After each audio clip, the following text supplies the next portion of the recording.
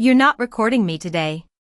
The sheriff's voice cracked across the parking lot like a starter pistol, sharp enough to make several shoppers stop mid-step and turn their heads. The late afternoon sun hung low over the sprawling supermarket lot outside Millfield, North Carolina, casting long shadows across rows of pickup trucks and family sedans. A warm breeze pushed loose receipts across the asphalt while shopping carts rattled faintly in the distance. For a brief moment, everything seemed to pause. Sheriff Daniel Mercer stood beside a dark blue patrol SUV, one hand resting on his duty belt, the other extended toward the woman standing several feet away. In front of him stood Dr. Naomi Brooks. She wore a simple charcoal blazer over a pale blue blouse, her travel bag resting near her feet. Nothing about her appearance suggested wealth, influence, or prestige. To most people passing by, she looked like another traveler stopping to grab groceries before continuing down the highway. Naomi remained calm. She lowered the phone slightly but did not look away.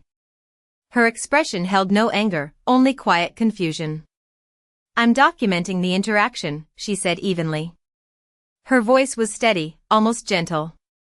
The response seemed to irritate Mercer even more. Around them, curious onlookers began slowing their pace. A young father carrying grocery bags stopped near a pickup truck. An elderly woman froze beside a cart return station. Two teenagers exchanged glances and subtly lifted their own phones. The atmosphere shifted. Mercer took a step forward. "I said put it away." Naomi glanced briefly toward the painted parking lines. The entire dispute had started less than 5 minutes earlier over a parking space neither party actually needed. Yet somehow the disagreement had grown larger with every passing second. The sheriff's jaw tightened. He was a man accustomed to immediate compliance. In Millfield, people usually listened when Daniel Mercer spoke. They nodded. They apologized. They moved on. Naomi Brooks did none of those things. She simply stood there. Calm. Respectful. Unmoved. Somewhere nearby, a child asked his mother what was happening. No one answered. The tension itself seemed to answer for them. Mercer reached for the radio clipped to his shoulder and spoke quietly into it. Naomi listened without interruption. The sunlight reflected off the windshield of a nearby truck, briefly flashing across her face. She blinked once. That was all. "Ma'am," Mercer finally said, his tone colder now, "step over here." Several people exchanged uneasy looks. Something felt wrong. Even those who knew none of the details could sense it. Naomi slowly picked up her travel bag. "Am I being detained?" she asked. Mercer's eyes narrowed. The question hung in the air. It was simple. Direct. Legal. Yet for some reason it made the sheriff visibly uncomfortable. He did not answer immediately. Instead, he gestured toward the patrol vehicle. More phones appeared. The parking lot had become an audience. Naomi looked around briefly. The faces staring back at her were strangers. Some curious. Some concerned. Most simply waiting to see what would happen next. The distant hum of traffic rolled across the highway beyond the shopping center. A flock of birds crossed overhead. The world continued moving while the tension inside that parking lot seemed frozen in place. Then Naomi spoke again. Quietly. Calmly. Almost as if she were asking a student a question inside a classroom. "Sheriff," she said, "do you understand the Fourth Amendment?" For the first time, a few people nearby exchanged puzzled glances. Mercer stared at her. Then he laughed. And several others laughed with him. None of them realized that within a matter of hours, that single question would change everything. The laughter faded faster than it began. Sheriff Mercer folded his arms and looked at Naomi as though she had asked the most ridiculous question in the world. Around them, people shifted uncomfortably beneath the fading sunlight. A few smiled. Others simply watched. Naomi did not react to any of it. Her face remained composed, her posture steady. The only sound for several seconds was the distant rumble of traffic moving along Interstate 85 less than half a mile away. Mercer shook his head. "You people always think you know the law," he muttered. Naomi lowered her eyes briefly before looking back at him. There was no challenge in her expression. No anger. No sarcasm. Just patience. The kind of patience that came from years spent explaining complicated ideas to skeptical audiences. A gust of warm air swept through the parking lot, carrying the scent of hot pavement and freshly cut grass from a nearby median. Naomi adjusted the strap of her travel bag. Inside was a laptop, several legal textbooks, and a leather folder containing notes she had spent weeks preparing. Earlier that morning, she had left Charlotte before sunrise. 4 hours on the road. 2 cups of coffee. 1 stop for fuel. By 6 o'clock that evening she was supposed to be standing behind a podium at Millfield State University. Hundreds of law students were expected to attend. Faculty members had reserved seats in the front rows. Local attorneys planned to sit in on the lecture.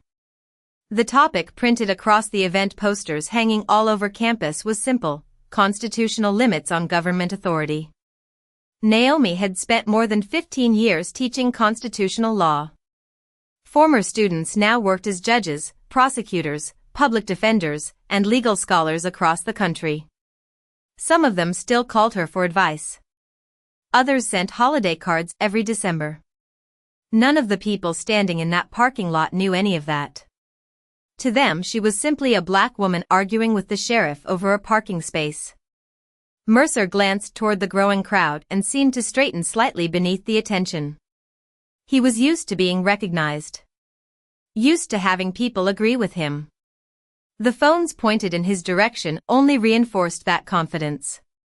"You are making this harder than it needs to be," he said. Naomi nodded once. "I am asking a question.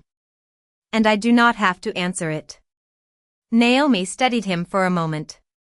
Something almost sad passed across her eyes before disappearing. Nearby, one of the teenagers recording whispered to his friend.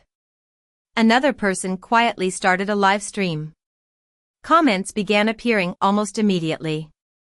Most viewers knew nothing about the situation. They only saw fragments. A sheriff. A woman. An argument. Assumptions filled the gaps.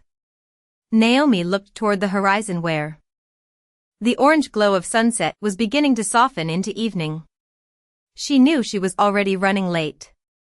Across town, auditorium doors would open soon. Students would begin finding seats.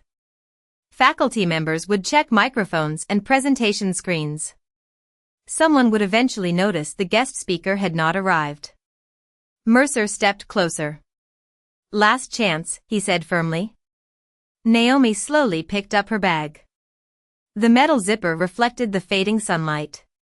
"Sheriff," she replied quietly, "some lessons arrive when we least expect them." Mercer frowned. He clearly did not understand what she meant. Neither did anyone else standing there. Not yet. Mercer opened the rear door of the patrol vehicle and waited. The crowd had grown larger now. Store employees stood near the entrance pretending to collect carts while stealing glances toward the scene. A delivery driver remained beside his truck with the engine idling. Even the evening air felt heavier, charged with the strange tension that settles over a place when everyone senses they are witnessing something important but cannot yet explain why. Naomi placed her travel bag carefully on the seat before climbing inside. She moved with the calm precision of someone who refused to surrender her dignity no matter the circumstances. Mercer closed the door and stepped away. The live streams continued. Comments multiplied. Some defended her. Others criticized her. Most simply speculated. The truth remained buried beneath assumptions.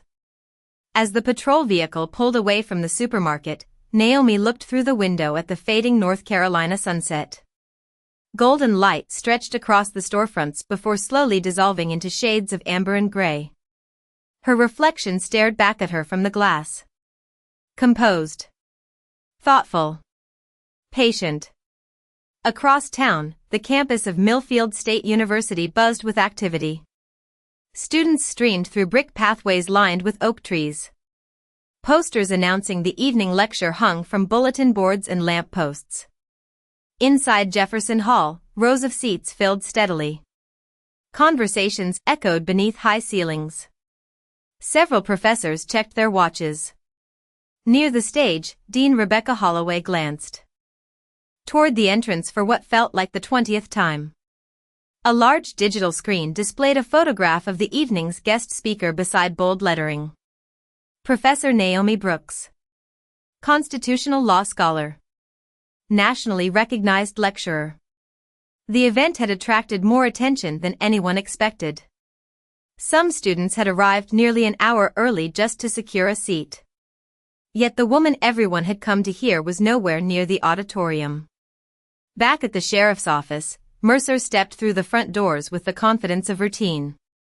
Fluorescent lights hummed overhead. Phones rang in distant offices. Deputies moved between desks carrying paperwork and cups of coffee. It was an ordinary evening. At least it seemed that way. Naomi followed quietly. Several deputies looked up. A few exchanged curious glances. None recognized her. Mercer placed paperwork on the front desk and began speaking with the booking officer. Naomi stood nearby holding her bag. Her eyes wandered briefly across a framed copy of the United States Constitution hanging on the wall behind the reception counter. The glass covering reflected the bright ceiling lights. She studied it for a moment before looking away. The irony was almost impossible to ignore. Nearby, a young deputy typed steadily at a computer. Suddenly his screen flashed with a social media notification. Then another. And another. He frowned and clicked one of them open. A live stream from the parking lot filled the monitor. Within seconds he noticed the growing view count. Thousands were already watching. He glanced toward Naomi. Something about her face seemed familiar. Not familiar enough to place, but familiar enough to linger in his thoughts. Across the room, Mercer signed the final line of a report and set down his pen. He looked relieved. Certain. Convinced the matter was finished. What he could not see was the chain reaction already beginning far beyond the walls of the sheriff's office. On a university campus. On hundreds of phones. And inside a lecture hall where an empty stage waited silently for a woman who had not yet arrived. The first sign that something was changing arrived quietly. A secretary inside. Jefferson Hall approached Dean Rebecca Holloway carrying a tablet. The young woman looked confused. "You need to see this," she said softly. Rebecca accepted the device and glanced down. A video was playing. At first it appeared ordinary. A crowded parking lot. A sheriff. A woman standing beside a vehicle. Then she saw the woman's face. Rebecca froze. Around her, students continued filing into the auditorium, unaware that anything was wrong. The dean stared at the screen. "That is Professor Brooks," she whispered. The secretary nodded. "The video is spreading everywhere." Rebecca immediately stepped away from the stage and dialed Naomi's phone. It went straight to voicemail. She tried again. No answer.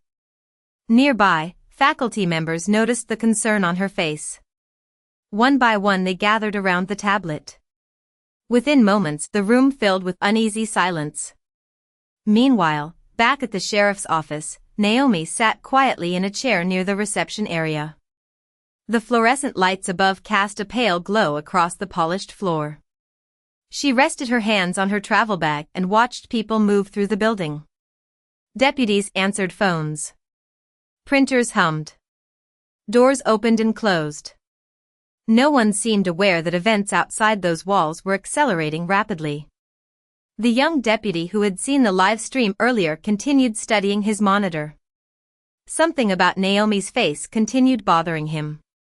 Finally, he opened a search engine and typed a few words. Constitutional law professor Naomi Brooks. Hundreds of results appeared instantly. Academic articles. University lectures.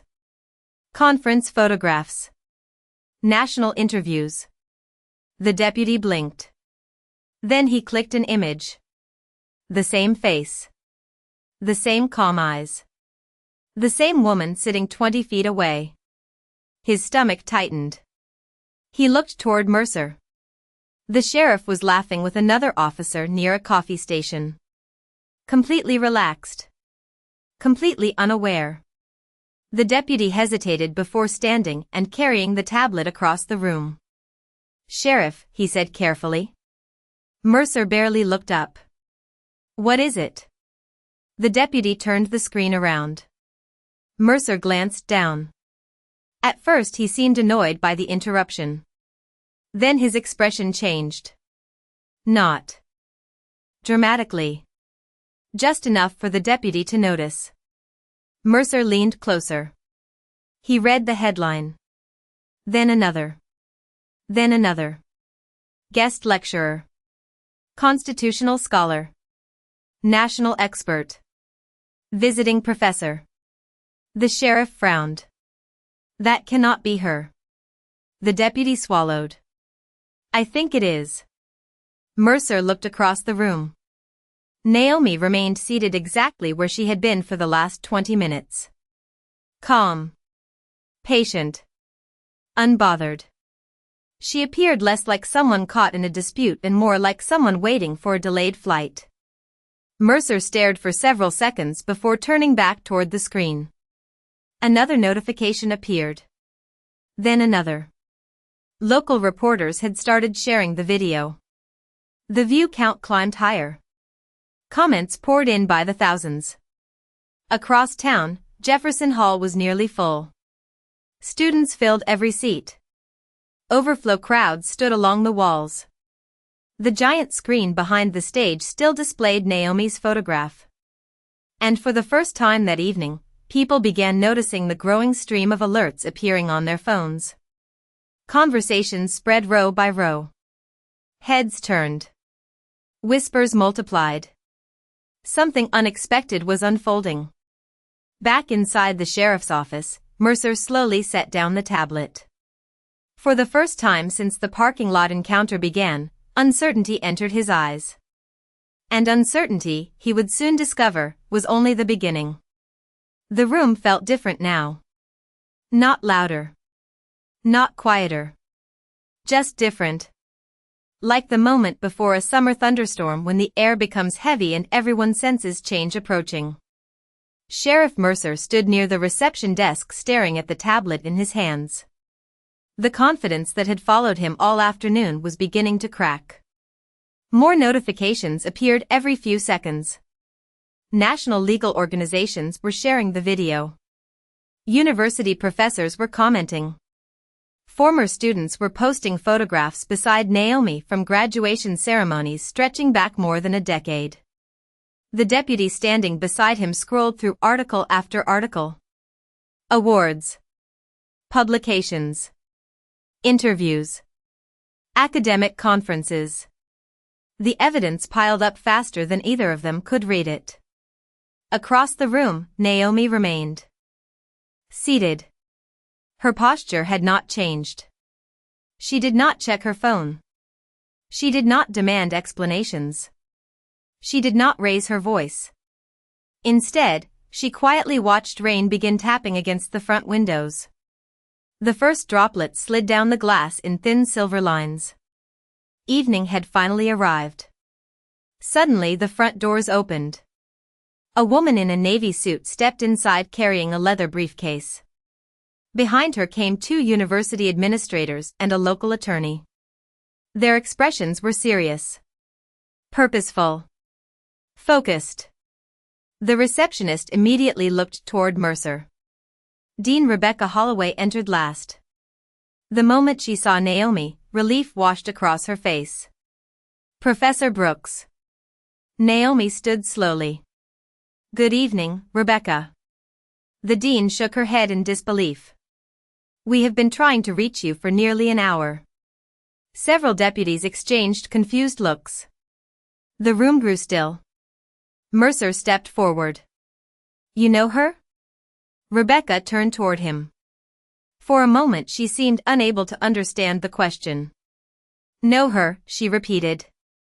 Professor Brooks is the reason half our law faculty chose this profession. Silence followed. The attorney opened his briefcase and placed several documents on the counter. No threats. No accusations. Just paperwork. Professional. Precise. Mercer glanced at the pages but could not focus.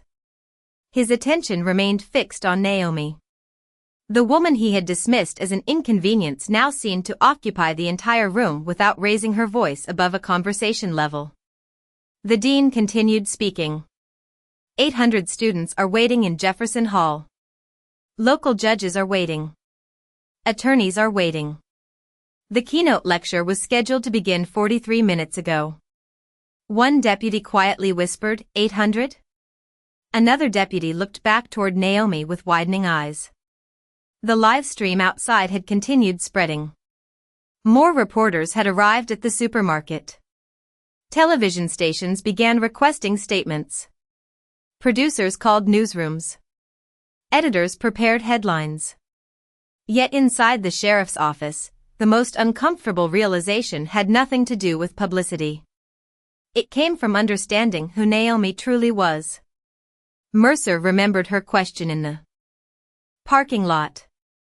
Do you understand the Fourth Amendment? At the time it had sounded irritating. Arrogant even. Now it echoed differently inside his mind. Not as a challenge. As a warning. A warning he had completely ignored. Naomi picked up her travel bag and brushed a small trace of dust from the handle. The movement was simple, almost ordinary. Yet every eye in the room followed it. Mercer opened his mouth as though preparing to speak. Then stopped. For perhaps the first time in years, he was unsure of the next words. And that uncertainty spread through the building like a shadow as the rain continued falling outside. The rain fell steadily now, soft enough to sound peaceful yet persistent enough to blur the world beyond the sheriff's office windows. Water traced slow paths down the glass, bending the reflections of streetlights into ribbons of gold and white. For a few moments, no one seemed interested in speaking. The phones had stopped ringing. The conversations had faded. Even the deputies moved more quietly, as if the entire building had become aware that something larger than paperwork or procedure was unfolding. Naomi stood near the reception counter with her travel bag resting beside her leg. She looked toward the rain. Not toward the dean. Not toward the attorney. Not toward Sheriff Mercer. The storm held her attention. Perhaps because storms had always reminded her of classrooms after evening lectures. The silence. The reflection. The space to think. Years earlier, when she was still a law student, one of her professors had told her something she never forgot. Power reveals character most clearly when nobody believes they will be questioned. At the time, she had written the sentence in the margin of a notebook. Tonight it returned to her memory with startling clarity. Mercer remained several feet away. He no longer looked like the confident sheriff from the parking lot. The certainty had drained from his posture. His shoulders seemed heavier now. Older somehow. He stared toward the framed Constitution hanging on the wall. The same document Naomi had noticed earlier. The irony was impossible to escape. Across town, Jefferson Hall remained full. Yet no one had left. Students sat waiting. Faculty members remained in their seats. Some watched news updates on their phones. Others refreshed social media feeds every few seconds. On the giant screen behind the stage, Naomi's photograph still glowed beneath the auditorium lights. The image showed her smiling during a lecture at Georgetown 3 years earlier. confident, intelligent, approachable. Hundreds of students looked from the screen to their phones and back again. Slowly, the story spreading online was beginning to connect with the woman they had come to hear speak. Back inside the sheriff's office, Dean Holloway stepped closer to Naomi. "Are you all right?" she asked softly. Naomi smiled. It was small but genuine. "I am fine." The answer surprised several people nearby. Fine was not the word they expected. Angry perhaps. Frustrated. Offended. Not fine. Yet Naomi seemed sincere. The dean studied her for a moment. Most people would not be handling this so calmly. Naomi looked once more toward the rain sliding down the glass. "Most people spend their lives trying to be heard," she replied quietly. "I have spent mine trying to listen." The words settled over the room. No lecture. No accusation. Just a simple truth. Mercer heard every syllable. Outside, a distant roll of thunder moved across the Carolina sky.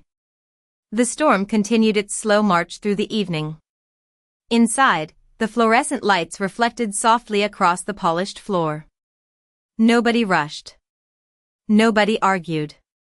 For the first time since the parking lot encounter began, the conflict itself seemed to pause. And in that pause, surrounded by rain, silence, and reflection, something unexpected began to happen. People stopped seeing a controversy. They started seeing a person. The turning point arrived not with a shout, but with a screen. One of the deputies near the back office suddenly looked up from his computer monitor, his eyes wide with disbelief. "Sheriff," he called quietly. Nobody responded at first. The room remained wrapped in the soft rhythm of rain against glass. "Sheriff, you need to see this." Mercer turned. The deputy rotated the monitor toward the room. A video was playing. The timestamp showed it. Had been recorded that morning, nearly 10 hours before the parking lot encounter. The image sharpened. A stage appeared. Then an auditorium. Then hundreds of students rising to their feet in applause. The camera slowly zoomed toward the speaker standing beneath bright theater lights. Naomi Brooks. Several deputies exchanged startled glances. The room grew silent once again. On the screen, Naomi stood behind a podium speaking with calm authority. Behind her appeared a large projection slide displaying her name, academic credentials, and the title of her presentation. Constitutional Limits on Government Authority. Mercer stared. The words felt almost unreal now. The deputy clicked another video. Then another. Each one revealed a different lecture hall. A different university. A different audience. Harvard. Georgetown. Michigan. Stanford. In every video, students listened intently as Naomi explained constitutional rights, civil liberties, due process, and the responsibilities carried by public officials. The deputy opened a news interview next. A national network. Naomi sat across from a well-known journalist discussing constitutional protections during government encounters. Her voice remained exactly the same. Calm. Measured. Respectful.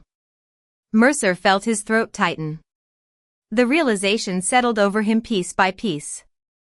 Every question she had asked in the parking lot had not been an attempt to provoke him. Every word had been deliberate. Educational. Even protective. She had not been arguing. She had been giving him opportunities. Opportunities he never recognized. Across the room, Dean Holloway folded her arms and watched the videos continue. "She has taught constitutional law for nearly 2 decades, she said quietly. Many of the attorneys in this county learned from her textbooks." Another deputy looked up from his phone. "This story is everywhere now." He was right. News stations across the state had begun broadcasting the footage.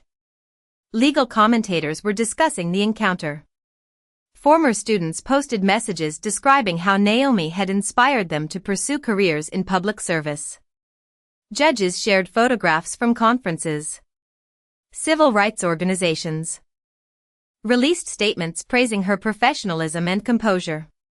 The story was no longer local. It had become national. Yet Naomi herself remained remarkably unchanged. She stood near the window, watching the rain. Not the videos. Not the reactions. Not the growing attention. Just the rain. As though none of the recognition mattered. Mercer finally looked directly at her. For the first time that evening, he truly saw her. Not as a driver. Not as a stranger. Not as an inconvenience. He saw the teacher. The scholar. The woman who had spent years helping others understand the very principles he was sworn to uphold. A flash of lightning illuminated the clouds beyond the windows. The room brightened for an instant before settling back into soft fluorescent light. Nobody spoke. They did not need to. The truth had arrived. Not through accusation. Not through confrontation. Through understanding. And understanding was far heavier than embarrassment. Mercer lowered his eyes. The question Naomi had asked hours earlier echoed once more in his mind.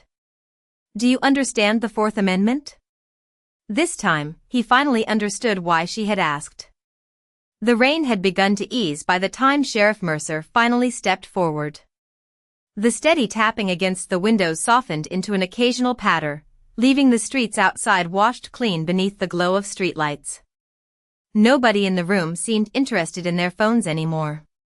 The videos, the headlines, the commentary had all become secondary to the reality standing directly in front of them. Mercer stopped a few feet from Naomi. For several seconds he searched for words.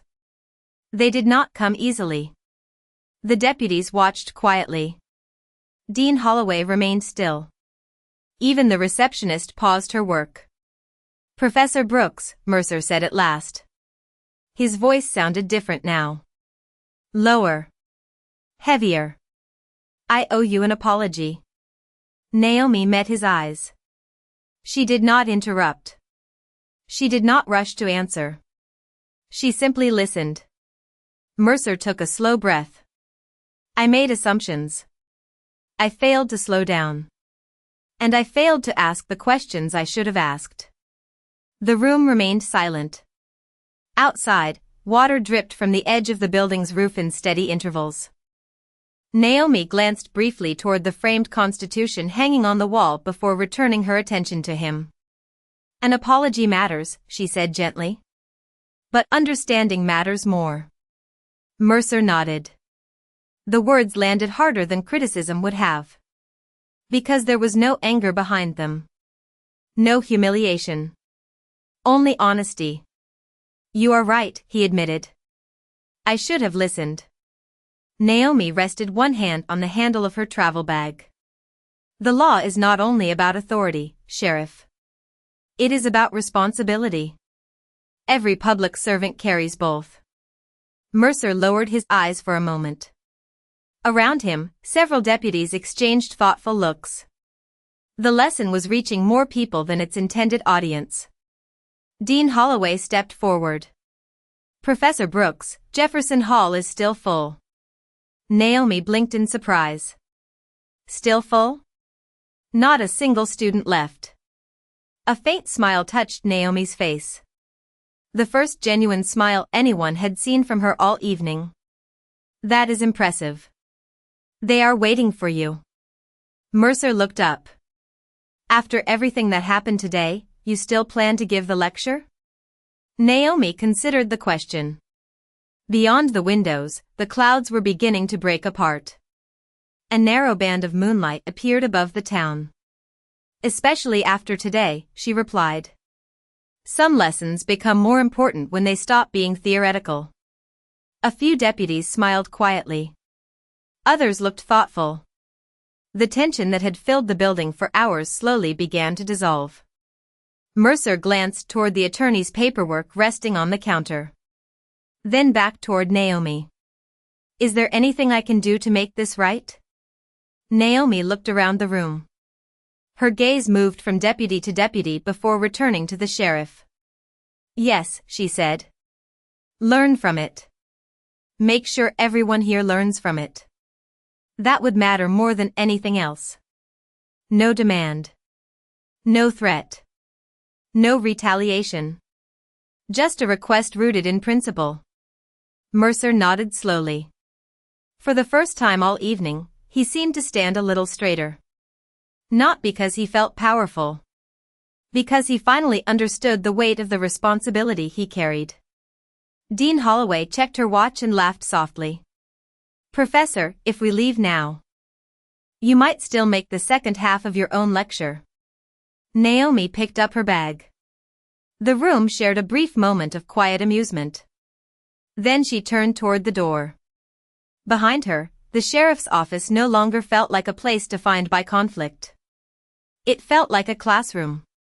And everyone inside had learned something they would not soon forget. 3 months later, autumn sunlight poured through the tall windows of Jefferson Hall, painting long golden rectangles across the polished floor. The storm that had once hovered over Millfield existed now only as a memory, preserved in old news clips and fading social media posts. Yet its lessons remained. The auditorium was full again. Students filled every seat. Professors lined the back wall. Local attorneys occupied several rows near the front. The atmosphere felt different this time. Quieter. More reflective. At the center of the stage stood Naomi Brooks. Her voice moved steadily through the hall, calm and measured as always.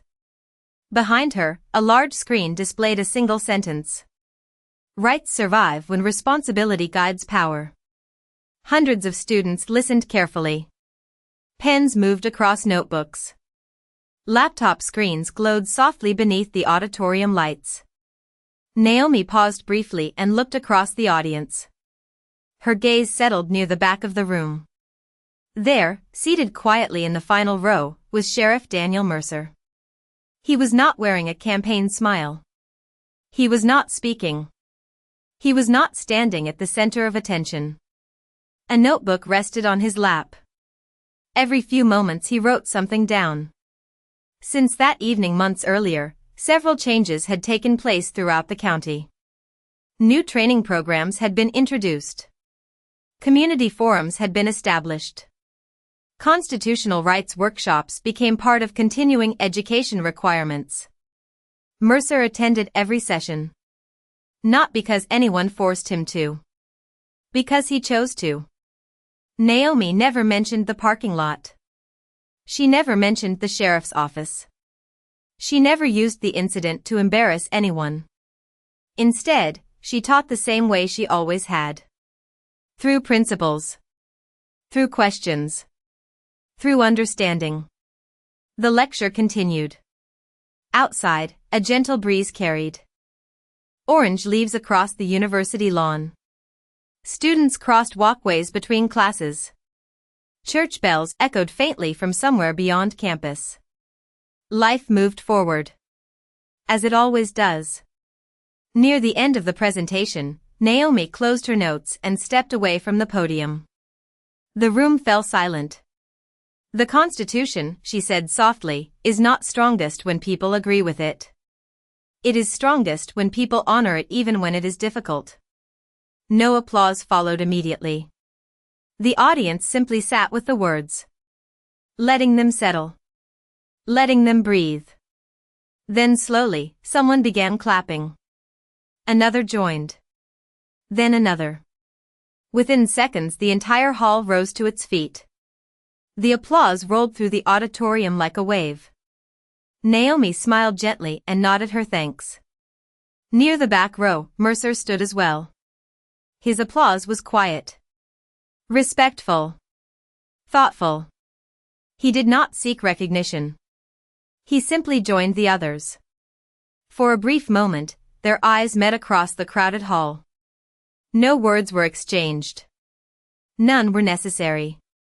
The lesson had already been learned. As the applause continued, Late afternoon sunlight streamed through the windows and illuminated the room with a warm amber glow. Outside, the leaves continued drifting across the campus paths.